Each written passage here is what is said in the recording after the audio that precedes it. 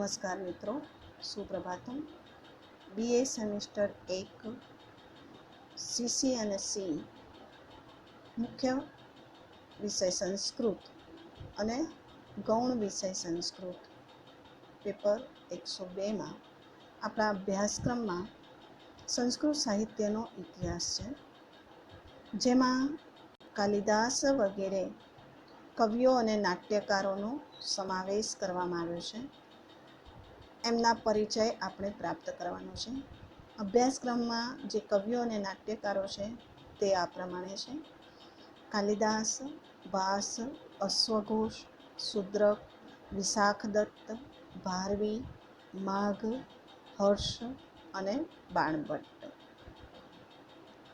મિત્રો, આજે આપણે સૌપ્રથમ ગદ્યકાર બાણભટ્ટના જીવન વિશે આપણી પાસે જે માહિતી ઉપલબ્ધ છે એના વિશે ચર્ચા કરીશું. તો સંસ્કૃત સાહિત્યના લોકપ્રિય કવિઓના જીવન વિશે સામાન્ય રીતે પ્રમાણભૂત માહિતી પ્રાપ્ત થતી નથી.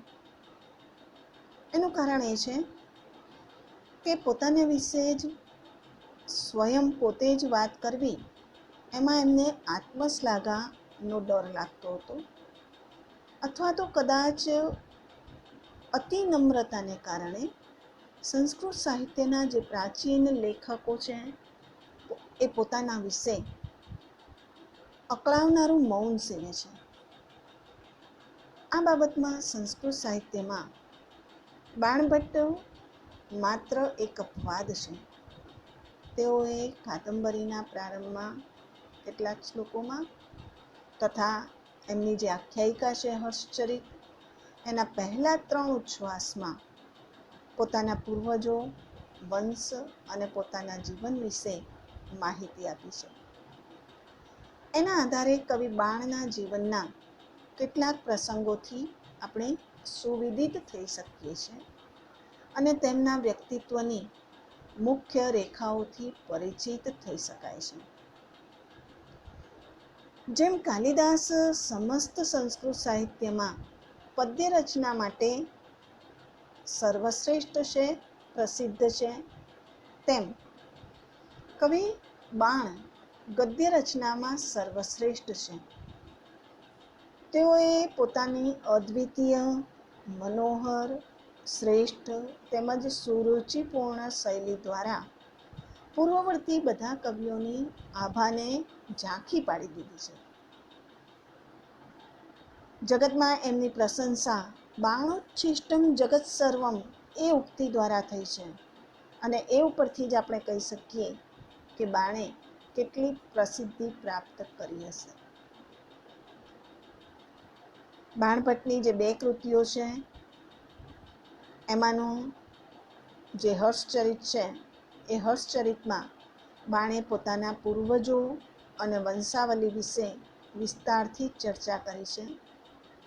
એના આધારે આપણે જોઈએ તો બાણભટ્ટે પોતાના જે પૂર્વજો છે એ પૂર્વજો અને વંશની ઉત્પત્તિ કથાને દિવ્યતાનો પૂટ આપ્યો છે. પૌરાણિક શૈલીમાં તેઓ પોતાના આદિપૂર્વજ અને વાત્સ્યાયન વંશના સ્થાપક વત્સનો સંબંધ સરસ્વતી અને દધીચીના પુત્ર સારસ્વત સાથે સાંકળ્યો છે. આ સારસ્વત અને વત્સને માતા અક્ષમાલાએ સમાન ભાવે ઉછેર્યા છે. સારસ્વતે પોતાની જે વારસાગત વિદ્યા હતી એ વિદ્યા પોતાના ભાઈ વત્સમાં સંક્રાંત કરી, એટલે કે વત્સને આપી. કાળક્રમે વત્સના વંશમાં કુબેર નામના મહાન બ્રાહ્મણ થયા. આ કુબેરને 4 સંતાનો હતા: અચ્યુત, ઈશાન, હર અને પાશુપત. આ 4 સંતાનોમાંથી જે પાશુપત છે એ પાશુપતને અર્થપતિ નામે પુત્ર જન્મ્યો. આ અર્થપતિને 11 સંતાનો હતા, એમાંનું એક સંતાન હતા ચિત્રભાનુ. આ ચિત્રભાનુના લગ્ન રાજદેવી નામની બ્રાહ્મણ કન્યા સાથે થયા હતા અને તેમનાથી તેને જે પુત્ર જન્મ્યો તે જ કવિ બાણ. કાદંબરીમાં પાશુપતના ઉલ્લેખ સિવાય સીધો જ અર્થપતિનો ઉલ્લેખ કર્યો છે. એટલે કે બાણની બંને જે કૃતિઓ છે બંને કૃતિઓમાં વંશાવલીમાં થોડોક ફેર જણાય છે. કદાચ લૈયાની ભૂલને કારણે પણ આવું થયું હોઈ શકે. તો આવા જે બાણ છે એ બાણના જીવન વિશે આપણને કેટલીક માહિતી પ્રાપ્ત થાય છે. એમની જે બાલ્યાવસ્થા હતી એ બાલ્યાવસ્થા વિશે આપણી પાસે થોડીક માહિતી છે. આ બાણ પ્રીતિકૂટમાં વસતા હતા. એમની માતાએ એમને જન્મ આપ્યો અને થોડા સમયમાં જ માતાનું મૃત્યુ થયું. પરિણામ સ્વરૂપ પિતા ચિત્રભાનુએ માતાની હૂંફ અને પ્રેમ આપીને બાણને ઉછેર્યા. આ બાણ જ્યારે 14 વર્ષના થયા ત્યારે તેમના પિતાનું પણ મૃત્યુ થયું અને પિતાની છત્રછાયા બાણે ગુમાવી. હવે નિરાધાર હતા. તેઓ ગર્ભ શ્રીમંત તો હતા જ અને વિદ્યા પણ એમને વરેલી હતી, કારણ કે એમનો જે વંશજ છે એને એમણે દિવ્ય બતાવ્યો છે. સારસ્વત અને વત્સને બંનેને સાથે ઉછરેલા બતાવ્યા છે, એટલે વિદ્યા એમને વરેલી હતી. આ બાજુ પિતાના અવસાન પછી એમને રોકનાર કોઈ રહ્યું નહીં અને પરિણામ સ્વરૂપે પોતે નિરંકુશ બનીને વિહરવા લાગ્યા, ફરવા લાગ્યા. પહેલેથી જ સ્વભાવે સ્વતંત્ર તો હતા જ અને મનમોજી પ્રકૃતિના પણ હતા.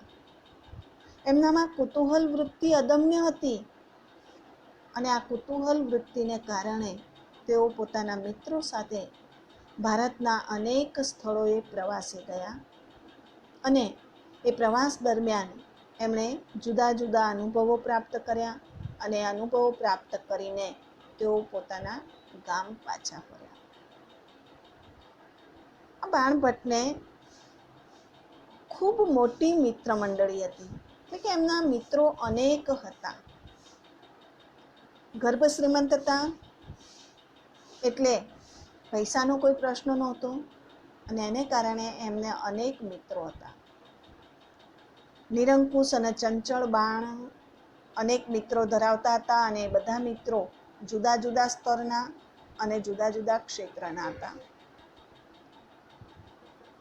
જેમાં આપણે જોઈએ તો એમના જે મિત્રો છે એમાં કવિઓ પણ હતા, દાર્શનિકો પણ હતા, કથાકારો તો પણ હતા અને ચિત્રકારો પણ હતા. તો સાથે સાથે સોનીઓ પણ એમની મિત્ર મંડળીમાં હતા. ગાયક વર્ગ પણ હતો, વાદક વર્ગ પણ હતો અને નર્તકો પણ એમના મિત્ર મંડળમાં હતા.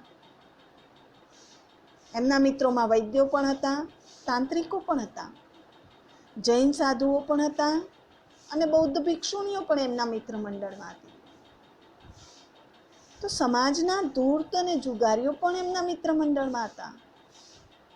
સામાન્ય પાનવાળો પણ એમનો મિત્ર હતો અને પગચંપી કરનાર પણ એમનો મિત્ર હતો. તો સાથે સાથે ગણિકાઓ પણ એમના મિત્ર મંડળમાં હતી.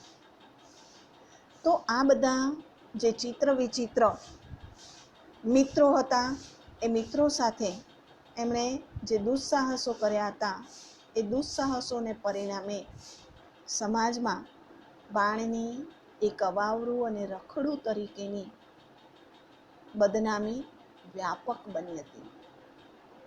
સમાજના લોકો એને અવાવરું કહેતા, રખડું કહેતા અને કેટલાક લોકોએ તો તેમની ફરિયાદ રાજા હર્ષને કરી.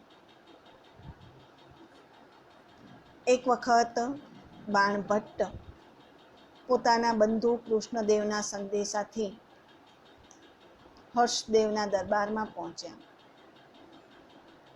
હર્ષના પ્રતાપી વ્યક્તિત્વ અને ઐશ્વર્યથી અહોભાવપૂર્વક આશ્ચર્યચકિત બાણ હર્ષના આ તો ભારે લંપટ અને રખડું છે એવા અકલ્પ્ય પ્રત્યાઘાતથી ક્ષણવાર માટે તો સ્તબ્ધ બની જાય છે, પરંતુ થોડા જ સમયમાં તે સામો તીવ્ર પ્રત્યાઘાત પણ આપે છે. તે રાજાને સીધો જ સવાલ પૂછે છે કે કઈ છે મારી ભુજંગતા? એનું જે બ્રાહ્મણત્વ છે, બ્રાહ્મણત્વ એકદમ હુંકાર કરી ઉઠે છે. તે આત્મગૌરવથી સમ્રાટ હર્ષ જેવાને પણ જણાવી દે છે કે હું સોમપાઈ વાત્સ્યાયન વંશમાં જન્મેલો બ્રાહ્મણ છું.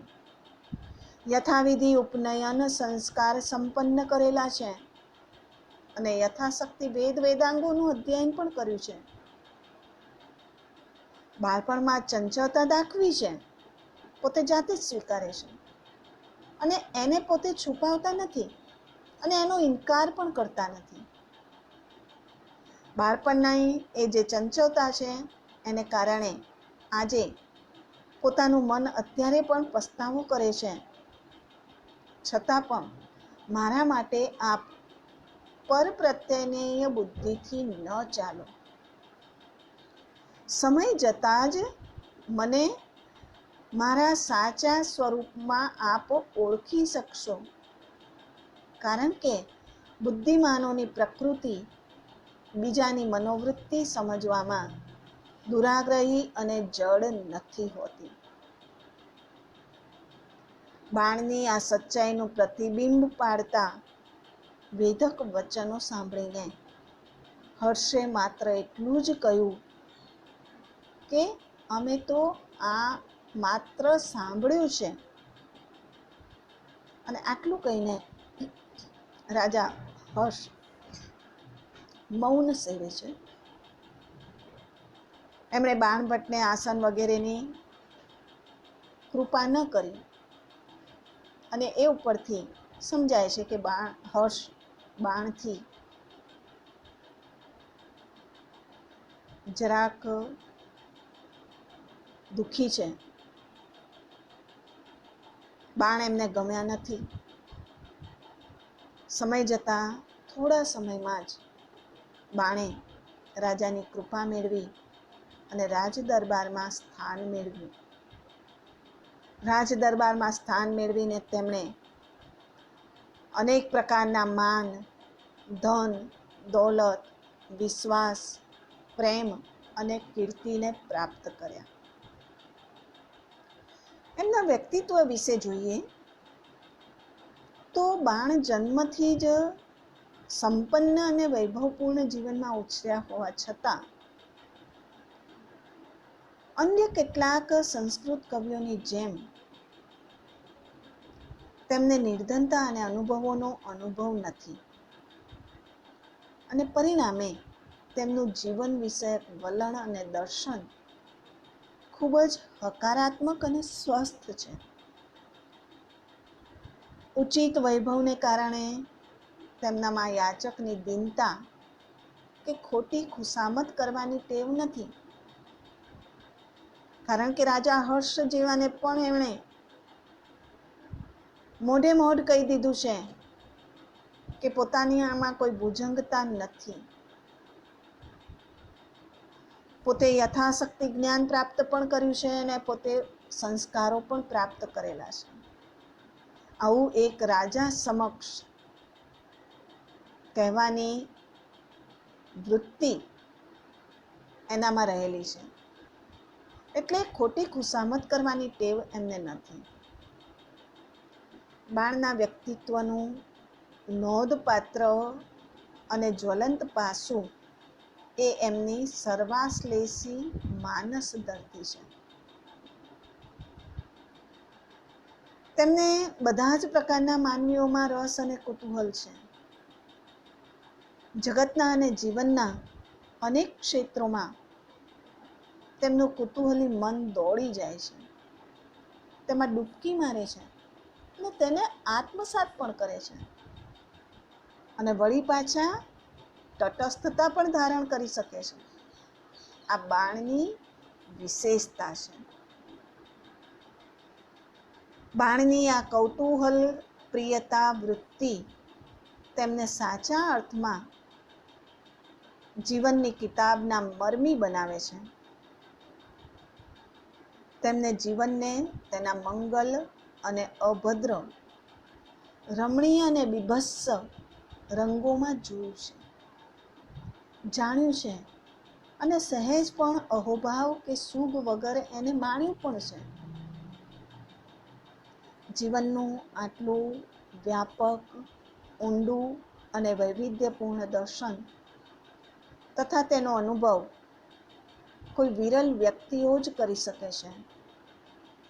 અને આ જ કારણે તેમના ગ્રંથોમાં અનેક બાબતનું તલસ્પર્શી અને વૈવિધ્યપૂર્ણ આલેખન શક્ય બન્યું છે.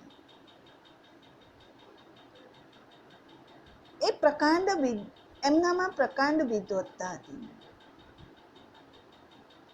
જીવનના વ્યાપક અને ઊંડા અનુભવ ઉપરાંત બાણમાં આનુવંશિક સંસ્કારો અને બુદ્ધિ વડે સર્વ પ્રકારના શાસ્ત્રોમાં નિપુણતા અને સાક્ષરતા એમને સિદ્ધ થયેલી છે. તેમના સમયમાં પ્રચલિત સર્વશાસ્ત્રો, વિદ્યાઓ અને કલાઓમાં માનવિક જ્ઞાનથી તેઓ પૂર્ણ છે. અને આ જ કારણે રાજા હર્ષે તેમને વસ્યવાણી કવિ ચક્રવર્તીનો ખિતાબ આપીને એમનું બહુમાન કર્યું હતું.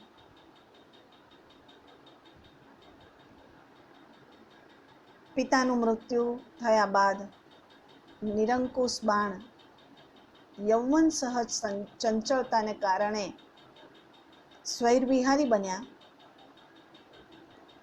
તેમણે ઉલ્લેખેલા જે 44 જેટલા મિત્રો અને સહાયકોની યાદી તેમના ભિન્ન શોખ અને રસિકતાને દર્શાવે છે. બાણ પોતાના વિરોધાભાસી વ્યક્તિત્વ ધરાવતા ભિન્ન ભિન્ન મિત્રો સાથે સમરસ બની શકતા એ એમની સિદ્ધિ છે. અને છતાંય એ અલગારી રહેતા એ બધાથી. તેઓ બધાથી પોતાની જાતને અલિપ્ત રાખી શકતા અને એ જ એમના વ્યક્તિત્વને અનન્યતા આપે છે. તેઓ બાળપણથી જ સ્વતંત્ર મિજાજ ધરાવનારા નીડર વ્યક્તિ છે. સગા સંબંધી કે સમાજની જેમ ફિકર રાખતા નથી, તેમ સમ્રાટ હર્ષ જેવા પ્રતાપી વ્યક્તિની સેહમાં પણ એ તણાયા નથી.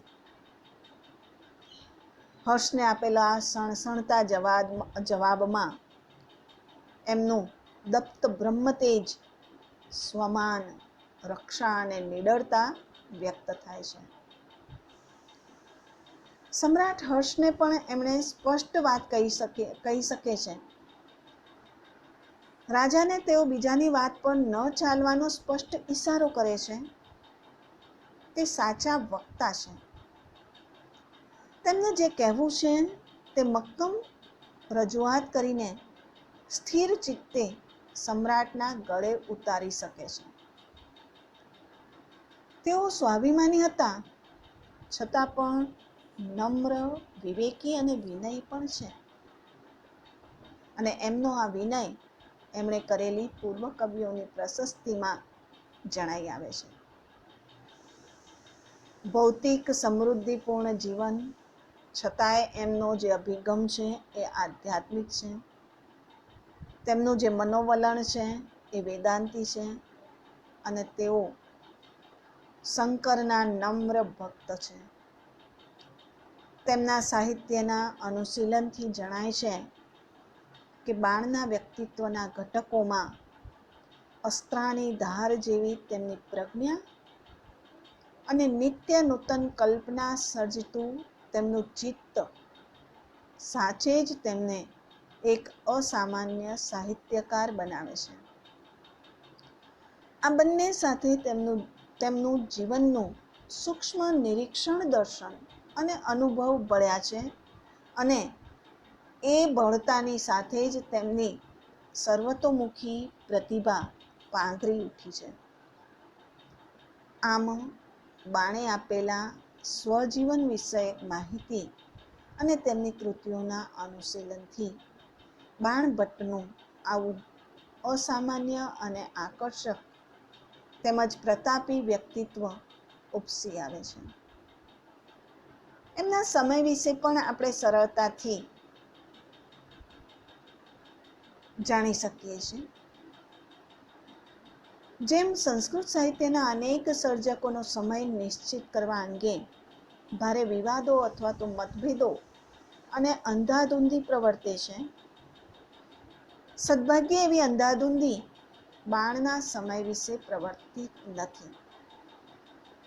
બાણનો સમય સરળતાથી નિશ્ચિત થઈ શકે છે.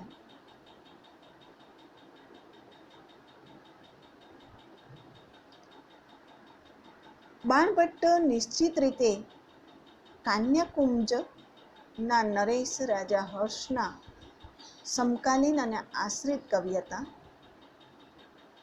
રાજા હર્ષનો સમય ઈસવીસન 606 થી 648નો નક્કી કરાયો છે અને આથી બાણભટ્ટને 7મી સદીના પૂર્વાર્ધમાં મૂકી શકાય. આ ઉપરાંત રુય્યક, જેમનો સમય 1150નો છે, 1050માં થયેલા ક્ષેમેન્દ્ર, 1025માં થયેલા ભોજ, 1000માં થયેલા ધનંજય, 850માં થયેલા આનંદવર્ધન, 800માં થયેલા વામન વગેરે વિદ્વાનોએ પોતાના ગ્રંથોમાં બાણભટ્ટ અને તેમની રચનાઓનો ઉલ્લેખ કર્યો છે. આથી બાણભટ્ટને લગભગ 7મી સદીના પૂર્વાર્ધમાં મૂકી શકાય. આ થયા બાહ્ય પ્રમાણો. અંતરંગ પ્રમાણ પણ આ સમયને જ પ્રમાણિત કરે છે. બાણભટ્ટે પોતાના હર્ષચરિતના પ્રારંભમાં જે શ્લોકો છે એ શ્લોકોમાં વ્યાસ, ભરત, ભાસ, સેતુબંધ, કાલિદાસ, સાતવાહન, બૃહદકથા, ભટ્ટાર હરિશ્ચંદ્ર વગેરે કવિઓ અને તેમની રચનાઓનો ઉલ્લેખ કર્યો છે. આ બધા કવિઓ 7મી સદી પહેલા થઈ ગયેલા છે. એટલે આ રીતે બાહ્ય અને આંતરિક પ્રમાણોના આધારે બાણભટ્ટનો સમય 7મી સદીનો પૂર્વાર્ધ નક્કી કરી શકાય છે. તો બાણના ઉત્તર જીવન વિશે આપણને કોઈ માહિતી પ્રાપ્ત થતી નથી. એનું કારણ કદાચ એ પણ હોઈ શકે કે રાજા હર્ષના મૃત્યુ પછી બાણભટ્ટ ઉદાસ થઈ ગયા હોય અને એમણે હર્ષચરિતને પૂર્ણ કર્યું ન હોય, અથવા તો તેમનો ઈરાદો હર્ષના જીવનના એક ભાગને જ રજૂ કરવાનો પણ હોઈ શકે. એમનો બીજો ગ્રંથ કાદંબરી પણ અપૂર્ણ છે અને એ કાદંબરી અપૂર્ણ રહેવા માટે તેમનું મૃત્યુ જવાબદાર છે એમ કહી શકાય. કારણ કે આ બાબત એમના પુત્ર ભૂષણ ભટ્ટ, પુલિન ભટ્ટ અથવા તો પુલિન્દ્ર ભટ્ટ જણાવે છે. અને કાદંબરી, અધૂરી જે કાદંબરી છે એ અધૂરી કાદંબરીને આ ભૂષણ ભટ્ટ અથવા તો પુલિન ભટ્ટે પૂર્ણ કરવાનો પ્રયત્ન કર્યો છે. બાણભટ્ટના બીજા કોઈ સંતાનો વિશે કોઈ માહિતી મળતી નથી. હર્ષચરિતનો જે બીજો ઉચ્છ્વાસ છે એમાં તેમણે પોતાના 4 પિતરાઈ ભાઈઓ અને ભત્રીજાઓનો તથા 2 શૂદ્ર માતા વડે જન્મેલા ભાઈઓનો ઉલ્લેખ કર્યો છે. કાદંબરીમાં એમણે પોતાના ગુરુ ભરવુ કે વત્સુનો ઉલ્લેખ કર્યો છે. બાણના આ બે ગ્રંથો, હર્ષચરિત અને કાદંબરી, એ બંને ગ્રંથો અપૂર્ણ પ્રાપ્ત થાય છે. અહીંયા બાણના જીવન વિશે આપણે જે માહિતી પ્રાપ્ત કરી, એ માહિતી ઉપરથી કેટલાક એવું માનવા પ્રેરાયા છે કે બાણભટ્ટે આપેલો આ સ્વવૃત્તાંત એ એમની આત્મકથા છે. પરંતુ બાણભટ્ટનો આવો કોઈ આશય, પોતાની આત્મકથા રજૂ કરવાનો આશય હોય એવું જણાતું નથી. કારણ કે જો આત્મકથા સ્વરૂપે એમણે આ બાબત નોંધી હોત તો એમણે પોતાના ઉત્તરાવસ્થાની જીવનની વાત પણ કરી હોત. સાથે સાથે એમણે અનેક બાબતો વિશે પણ મૌન સેવ્યું છે. જેમ કે બાળપણમાં એ તોફાની હતા, પરંતુ કેવા પ્રકારના તોફાનો કરતા હતા. યવન સુલભ એમનામાં ચંચળતાઓ હતી, પણ એ ચંચળતાઓ કેવી કેવી હતી વગેરે બાબતોનો એમણે ઉલ્લેખ કર્યો નથી. જો આત્મકથા જ લખવા બેઠા હોત તો એમણે આ બધી જ બાબતોનો ઉલ્લેખ કર્યો હોત. આ ઉપરાંત વંશની ઉત્પત્તિની જે કથા છે, એ કથામાં એમણે કલ્પનાના રંગો અને પૌરાણિક મનોરંજન શૈલી અપનાવી છે. એટલે આધુનિક જે પાશ્ચાત્ય વિવેચના છે, એની જે આત્મકથા સ્વરૂપની શરતો છે, એનું સ્વાભાવિક રીતે જ અહીંયા કોઈ પાલન થતું નથી. બાણભટ્ટનો આવો કોઈ પ્રયત્ન પણ ન હોય, એટલે એને આત્મકથા સ્વરૂપે મૂલવવાની કેટલાક વિદ્વાનોએ જે બાલિશ ચેષ્ટા કરવી છે એ કરવી ન જોઈએ. બાણભટ્ટે પોતાના વંશની અને પોતાના જીવનની જે ઉલ્લેખો કર્યા છે એ એમની આત્મકથા નથી જ. આમ હોવા છતાં તેમના જીવનના પૂર્વાર્ધને પામવા માટે આ બધી બાબતો મહદ અંશે ઉપયોગી છે અને સત્યપૂર્ણ પણ છે એમ સ્વીકારવું જ જોઈએ. આ બાણભટ્ટે બે કૃતિઓને રચના કરી છે, એ સર્વસંમતિથી બધાએ સ્વીકારી લીધું છે. આ બંને કૃતિઓમાં હર્ષચરિત અને કાદંબરી એ બે કૃતિઓનો સમાવેશ થાય છે. કેટલાક વિદ્વાનો ચંડી શતક નામનું જે સ્ત્રોત કાવ્ય છે એને પણ બાણભટ્ટની રચના માને છે, અને કેટલાક પાર્વતી પરિણય નામના ગ્રંથની રચનાને પણ બાણભટ્ટની માને છે. પરંતુ મોટાભાગના વિદ્વાનો આ ચંડી શતક અને પાર્વતી પરિણય એ બંને ગ્રંથો 15મી સદીમાં થઈ ગયેલા વામન ભટ્ટની રચના છે એમ માને છે. એમનું જે ચંડી શતક છે, જે એમના નામે પ્રસિદ્ધ થયેલું છે, એના માટે એક દંતકથા આપણને પ્રાપ્ત થાય છે. દંતકથા આ મુજબ છે કે બાણભટ્ટના શાળા મયુર હતા. કહેવાય છે કે કોઈ એક સમયે બાણભટ્ટ અને એમની પત્ની વચ્ચે કોઈ બાબતે વિવાદ થયો અને પરિણામ સ્વરૂપ એમના પત્ની એમનાથી રિસાઈ ગયા છે. બાણભટ્ટ એમને મનાવવાનો પ્રયત્ન કરે છે. એમને મનાવતી વખતે બાણભટ્ટ એક શ્લોકની પંક્તિ બોલે છે.